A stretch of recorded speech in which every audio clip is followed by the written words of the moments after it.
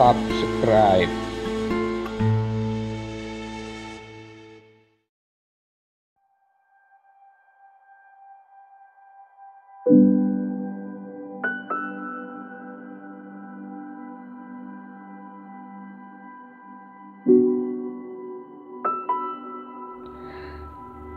Ceritakan kepada kami, Menir, kata Van den Bosch.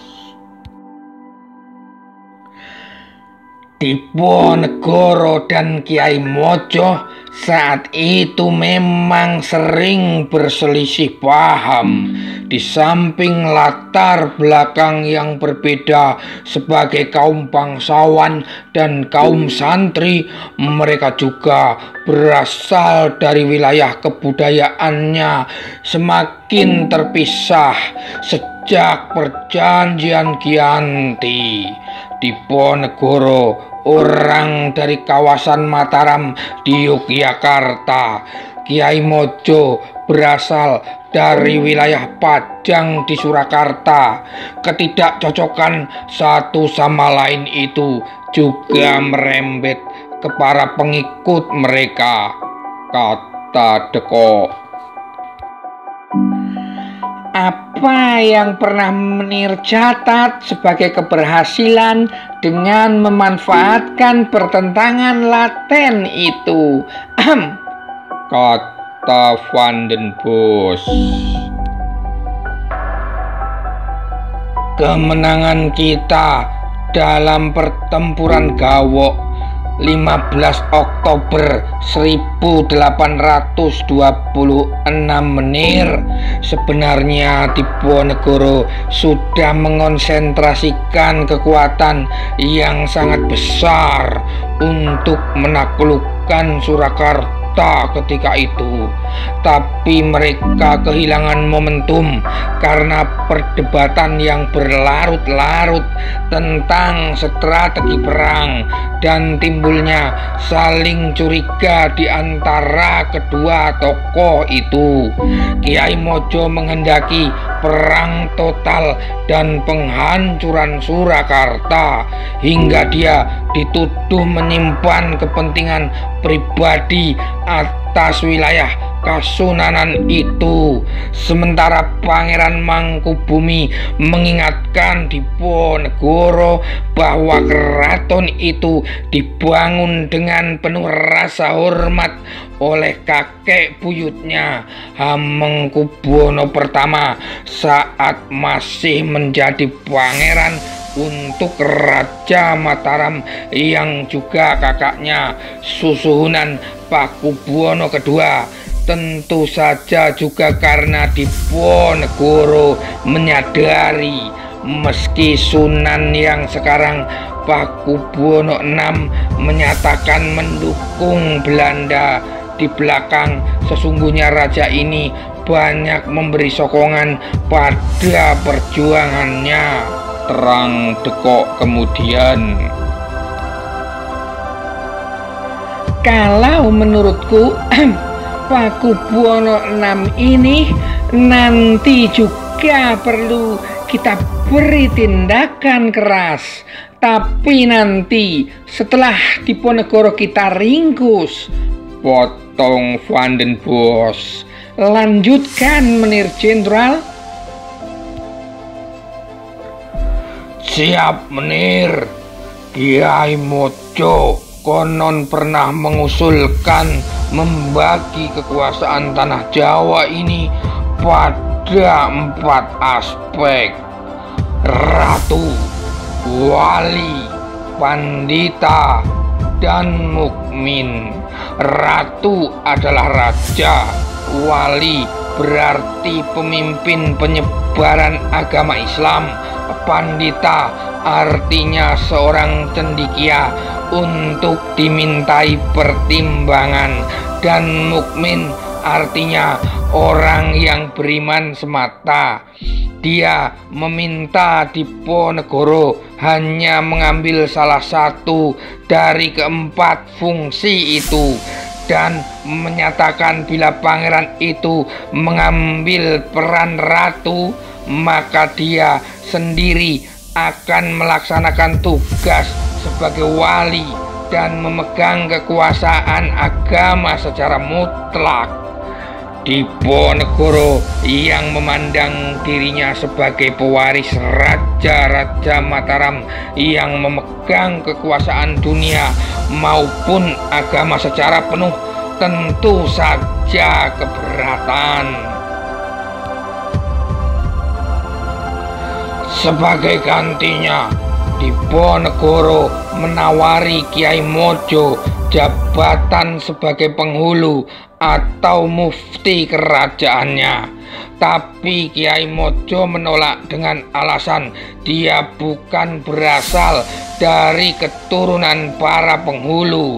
Di lain waktu, Kiai Mojo juga pernah membanggakan betapa para pangeran Surakarta adalah murid-murid ayahnya, dan hal yang sama seharusnya diakui pada dirinya oleh seluruh bangsawan Mataram di sisi Diponegoro.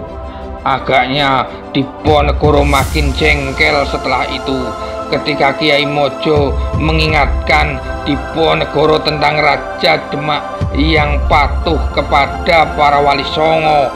Sang pangeran balik merujuk Sultan Agung yang para ulama pun tunduk kepadanya. Terang Dekok kemudian, sangat menarik.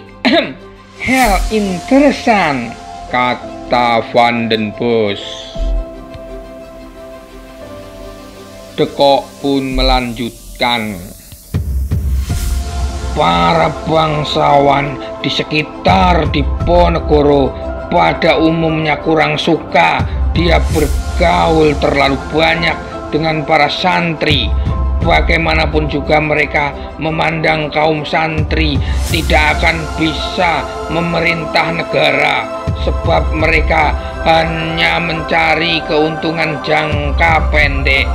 Pikirannya sempit dan tidak akan mampu memangku rakyat yang punya banyak latar belakang dan kehendak. Bagaimanapun juga yang dikobarkan Diponegoro tentu saja suatu perang sabil, dan tidak ada yang bisa menggerakkan rakyat dengan keberanian menyongsong kematian melebihi para kiai ini. Dari masa pertumbuhan hidup prihatinya maupun kebiasaannya beribadah dan bertirakat, pangeran ini memang berbeda dari bangsawan lainnya, sehingga dia layak mendapatkan kepercayaan kaum santri. Di sisi lain, Kiai Mojo tentu juga menyimpan ambisi, dan ketika menempatkannya di penjara bawah tanah Stadius, akhirnya Kiai Mojo mengatakan bahwa dia tertipu, kata Dekok. Tertipu olehmu, Menir Dekok? Terkah Dubus.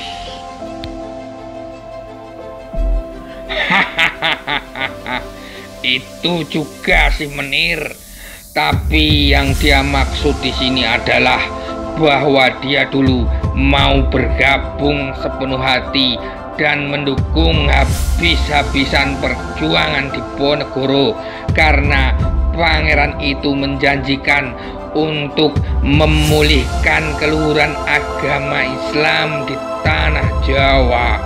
Tapi menurutnya belakangan tampaklah bahwa tujuan utama Diponegoro hanya soal membangun sebuah keraton baru yang tetap saja harus mengakomodasi para bangsawan Mataram dengan segala kemusyrikan dan kemaksiatan mereka.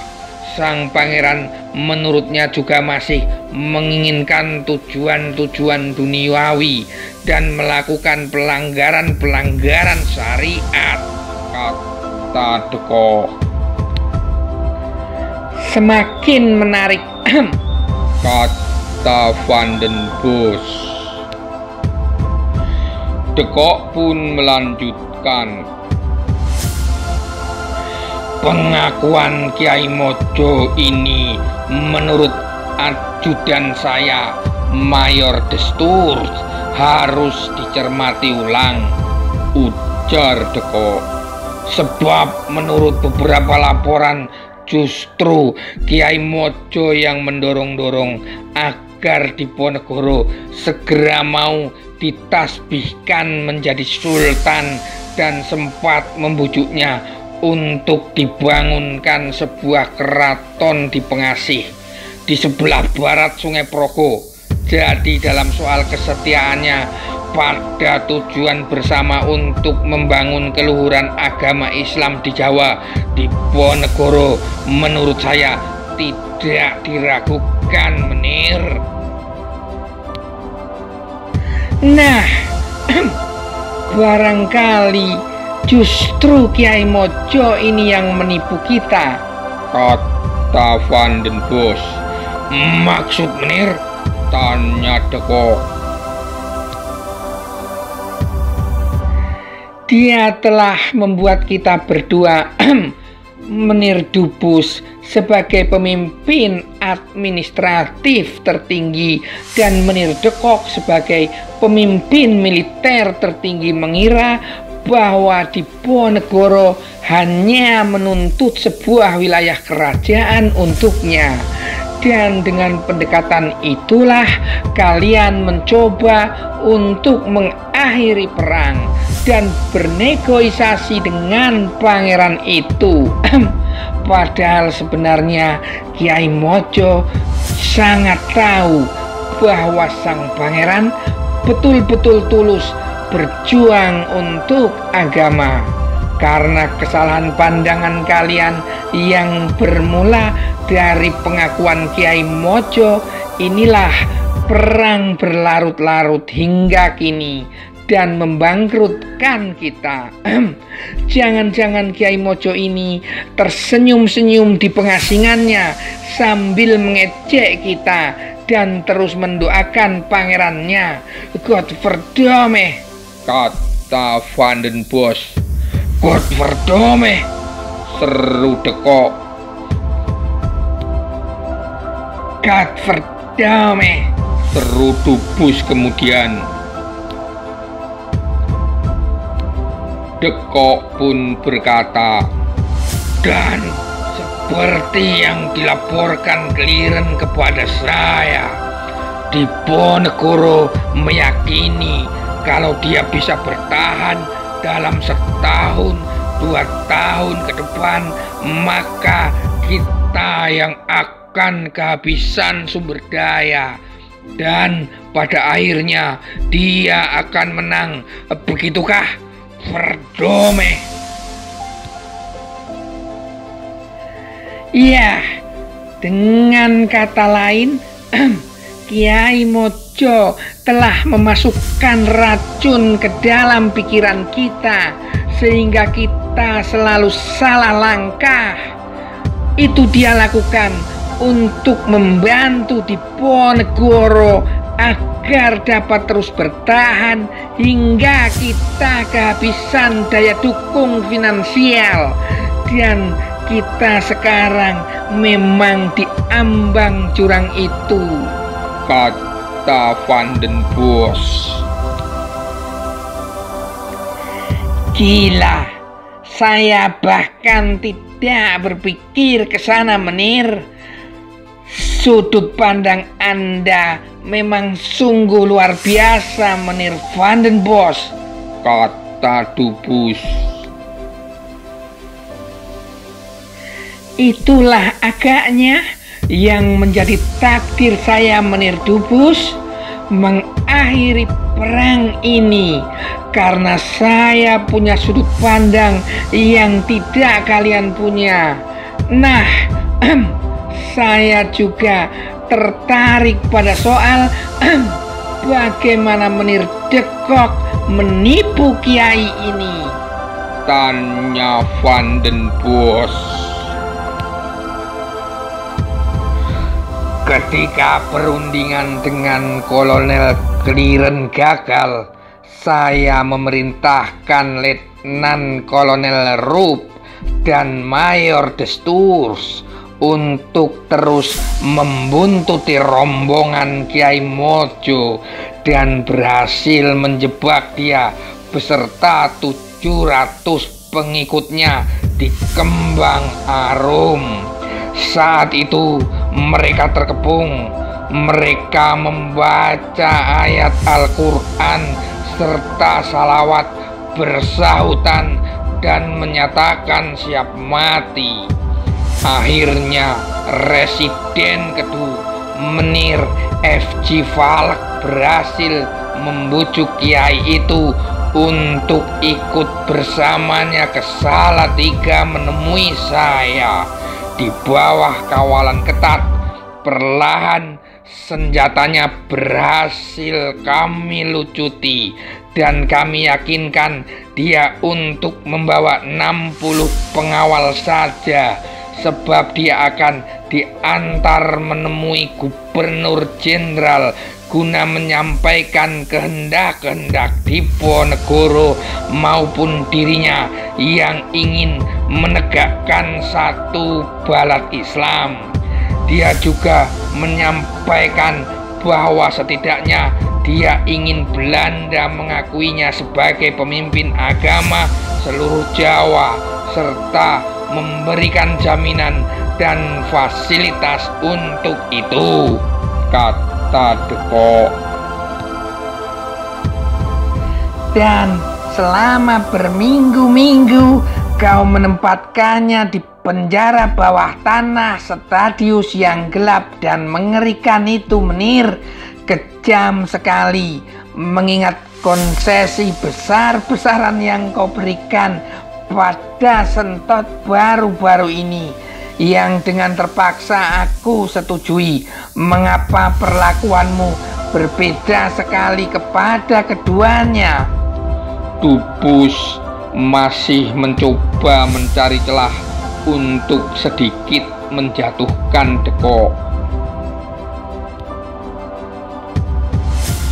Deko pun menjawab, "Iya, Menir Dubus, saya memang memandang bahwa kita perlu membedakan perlakuan kita antara apa yang kita berikan kepada para bangsawan Jawa itu dengan apa yang kita perbuat kepada kaum santri ini. Saya menyebutnya belah bambu." Maksud Menir Deko? Tanya Van den Bosch.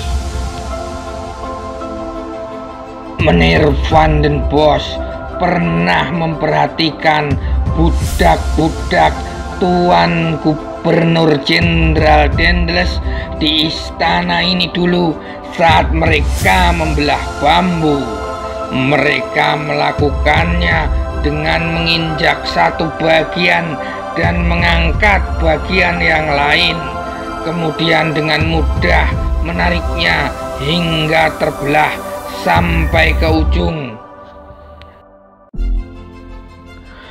Ya, saya pun melakukannya. Para bangsawan Jawa ini harus tahu dan bisa melihat contoh bahwa kalau mereka mau tunduk dan mendukung kita, maka kita akan angkat mereka dan berikan banyak hal yang mereka mau. Dengan begitu, kedepannya para bangsawan yang juga penguasa-penguasa daerah ini dengan seluruh kekuatan yang mereka miliki tidak akan ragu-ragu untuk bersama kita melindungi kepentingan-kepentingan kita meski harus melawan bangsanya sendiri. Sebaliknya, para santri dan barisan fanatik agama ini harus kita injak, karena kalau perlu kita habisi. Iman dan keyakinan mereka bukan hal yang bisa kita taklukkan dengan iming-iming apapun, serta tidak bisa kita lunakkan dengan pemberian yang bagaimanapun, maka untuk mereka saya akan mengambil langkah penghancuran habis-habisan. Terang Dekok kemudian. Ya, fanatisme agama yang dikobarkan orang-orang seperti Kiai Mojo ini tidak ada obatnya. Mereka yang bertanggung jawab atas perang dengan daya rusak terdahsyat sepanjang sejarah kolonial kita ini, tepat seperti keinginan saya, Menir, kata Van den Bosch.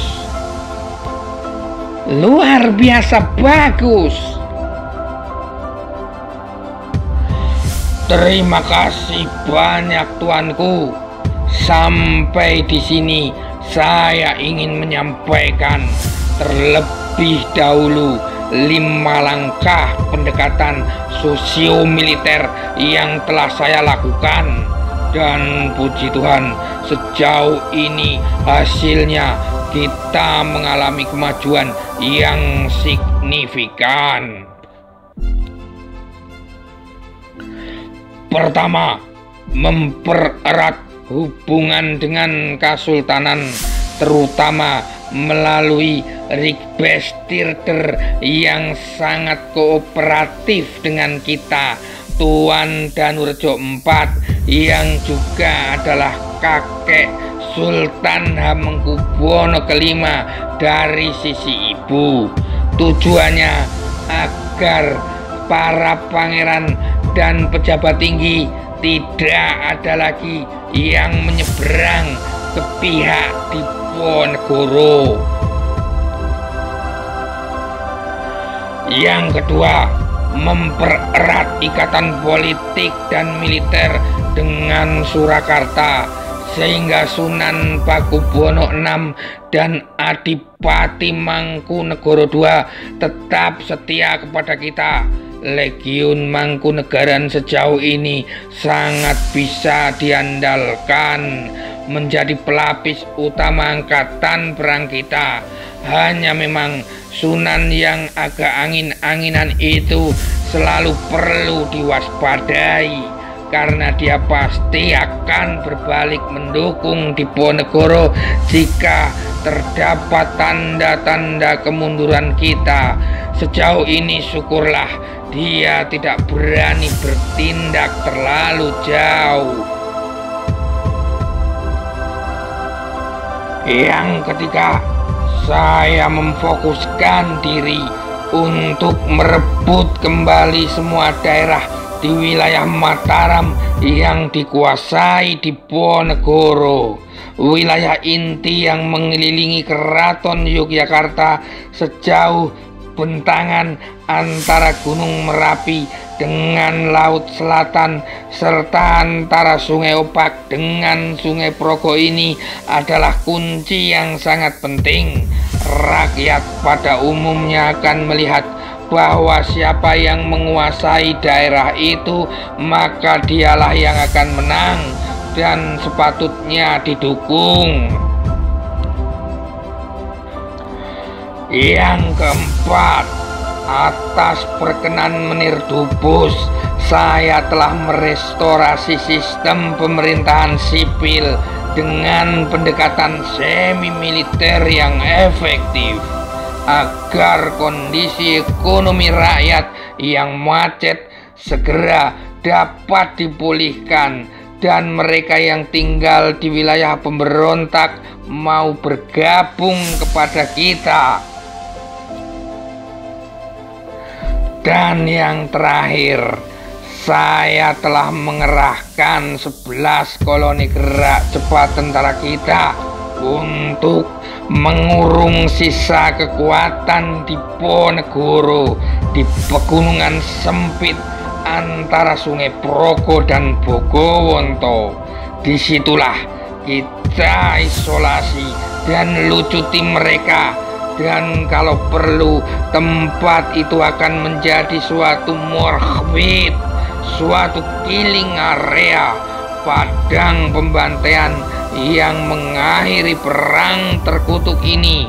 Untuk keperluan itu, bahkan saya telah memindahkan markas besar saya dari Semarang ke Magelang. Sayang, potong Dubus dengan agak sinis. Saya dengar Diponegoro justru masih berkeliaran dengan bebas di bagian barat. Itu di luar killing area yang direncanakan, bukan? Kata Dubus. Dekok pun menjawab, "Ya, Menir Dubus, tapi Kolonel Clearen terus memberikan laporan kepada saya bahwa koloni gerak cepat kita sudah semakin dekat dengan Diponegoro. Terima kasih kepada stelsel benteng kita yang sangat hebat. Sisa-sisa pasukannya sudah kian terpisah-pisah oleh isolasi yang kita rancang dan tidak akan bisa lagi saling berkoordinasi dan saling dukung dengan mudah. Dengan itu, posisi tawarnya dalam negosiasi yang dirancang Clearen bersama Libasa Kerto Pengalasan, Panglima kepercayaan sang pangeran di sebelah barat Sungai Progo, pasti akan semakin lemah. Dia masih dengan tuntutan konyolnya kepada kita yang disebutnya kafir, dan pribumi musuhnya yang disebut kafir murtad itu, Kata Dubus. Saya jamin dalam beberapa pekan ini dia tidak akan selancang itu lagi, Menir, kata Dekok.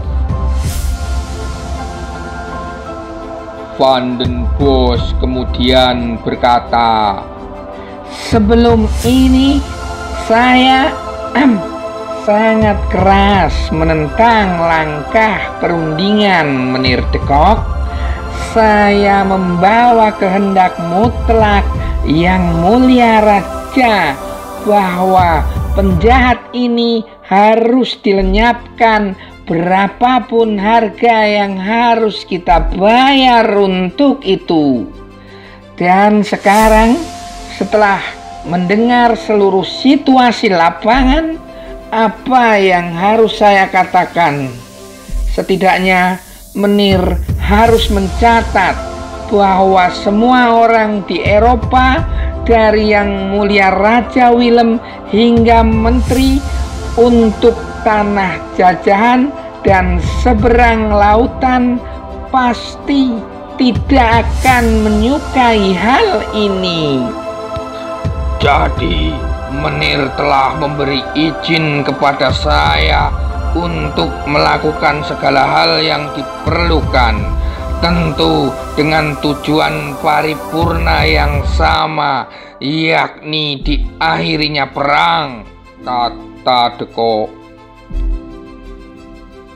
Seperti telah saya sampaikan, sebenarnya meski sangat penting dan mendesak, mengakhiri perang hanya permulaan bagi tugas berat saya.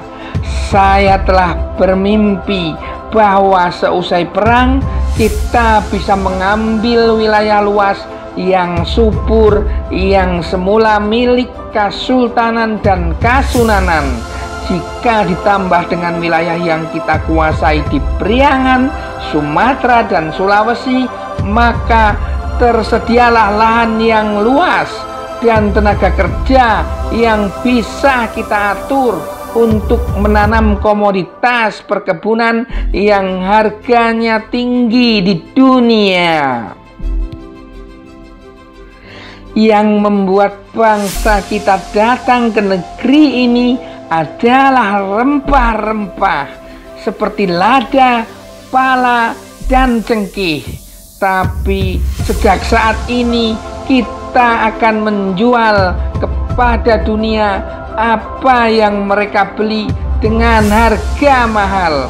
Kopi, teh, tembakau, vanili, kakao, gula tebu, dan apapun yang diminta oleh pasar. Tanah subur negeri ini dan penduduknya yang bekerja keras akan kita paksa untuk menumbuhkan komoditas terbaik yang kita butuhkan dan dibutuhkan dunia. Brilian, seru Dubus dan Dekok hampir berbarengan. Soal perundingan dengan Diponegoro, bagaimana tingkat keberhasilannya untuk mengakhiri perang tanpa memberinya konsensi berlebihan menurut Menir Jenderal? Tanya Van den Bosch. Saya akui, saya bersimpati pada pangeran ini, Menir, ujar Dekok. And what? Seru Dubus. Ya, Menir, saya tahu dia seorang kesatria, seorang yang terhormat. Maka saya justru punya harapan dari wataknya yang jujur, pemberani, bersahaja, dan punya harga diri, bahwa saya akan mendapatkan sesuatu yang besar, kata Dekok. Terlepas dari pribadinya, Menir, dia tetap seorang kriminal. Dia telah menginspirasi pemberontakan yang mengerikan. Bermurah hati pada orang seperti itu akan dipandang sebagai kelemahan yang tak dapat dimaafkan.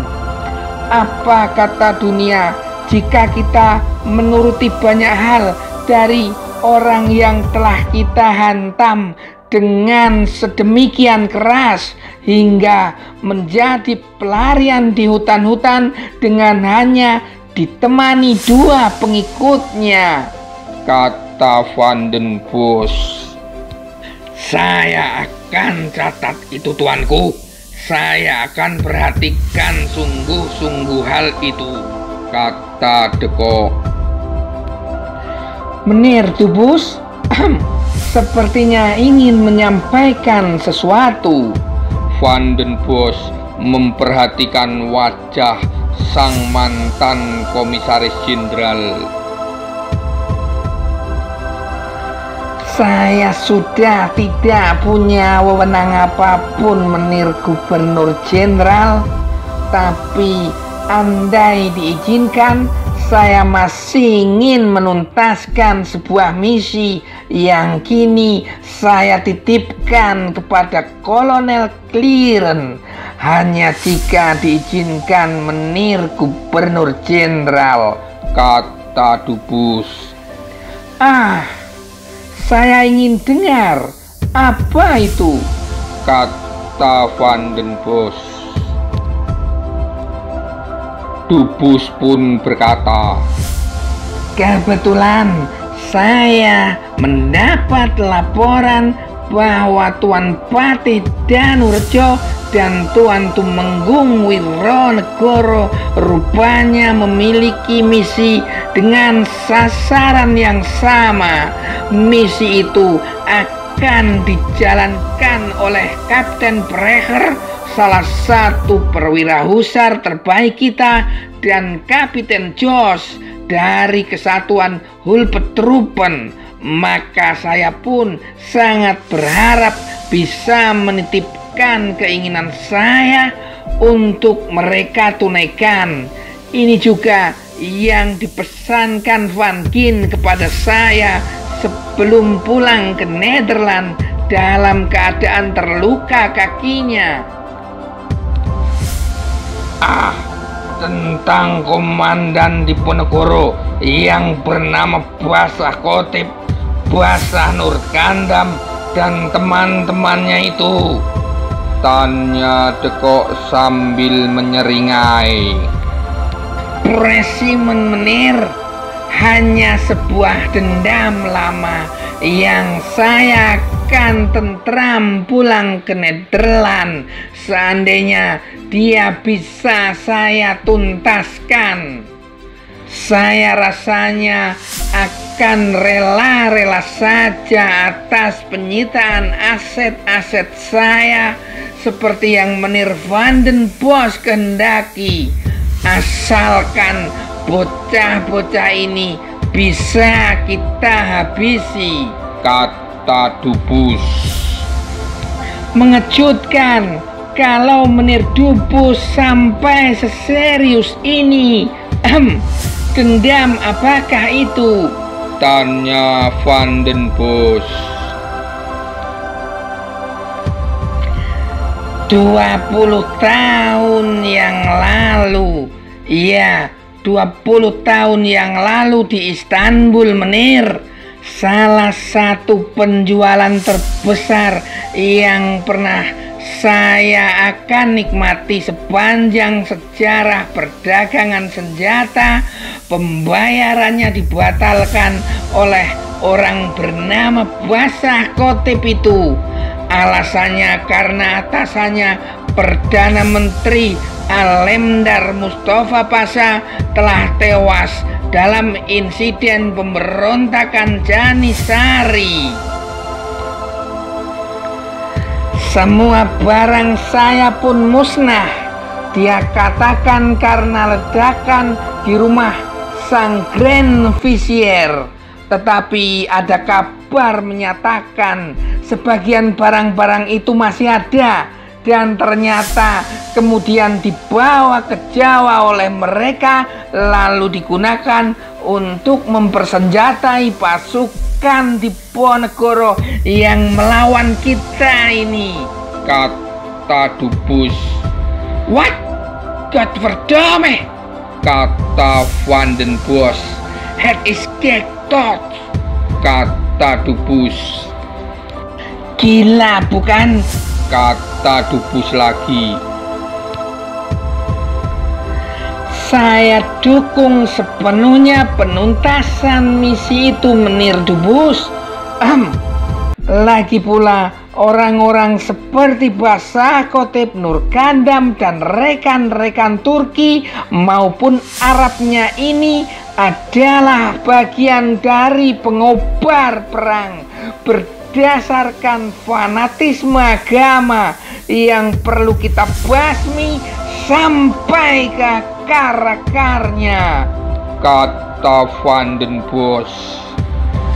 Terima kasih tuanku, kata Dubus. terima kasih banyak.